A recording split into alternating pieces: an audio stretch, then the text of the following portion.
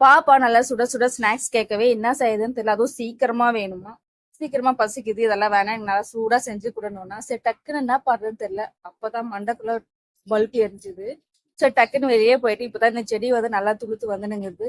இதுல போயிட்டு ஒரு 10 இலையை பறிச்சுட்டு தண்டும் பாத்தீங்கன்னா நல்லா இலசா இருந்துச்சா, சரி நல்லா அதையும் உடச்சிக்கிட்டு எடுத்துட்டு வந்தாச்சு. நல்லா பொடிசா கட் பண்ணி வச்சுட்டு மாவுக்கு என்ன பண்றதுன்னு பார்த்தா இட்லிக்கு மாவு அரைச்சிருந்தேன். அதுல இருந்து கொஞ்சம் 2 கை உளுந்த மாவு எடுத்து போட்டு நம்ம கட் பண்ணி வச்சிருக்க கீரை, ஒரு வெங்காயம், கொஞ்சம் பச்சை மிளகா, ஒரு ஸ்பூன் அரிசி மாவு, கொஞ்சம் உப்பு போட்டு நல்லா பிசைஞ்சிட்டு நல்லா சூடான எண்ணெயில நல்லா சுட சுட போண்டா ரெடி பண்ணிட்டேன். இதை செய்ய எனக்கு ஒரு 5 நிமிஷம் தான் ஆச்சு. அதை விட கொஞ்சம் குறைவாவே இருந்திருக்கும் போல. இதெல்லாம் செஞ்சுட்டு இதை எடுத்துன்னு போயிட்டு பாப்பாவுக்கு மாமாக்கெல்லாம் கொடுத்துட்டு நானும் உட்காந்து சாப்பிட்டாச்சுங்க. ஸோ இந்த வீடியோ பிடிச்சிருந்தா லைக் பண்ணுங்க, ஷேர் பண்ணுங்க. நம்ம சேனலை சப்ஸ்கிரைப் பண்ணாதவங்க சப்ஸ்கிரைப் பண்ணுங்க.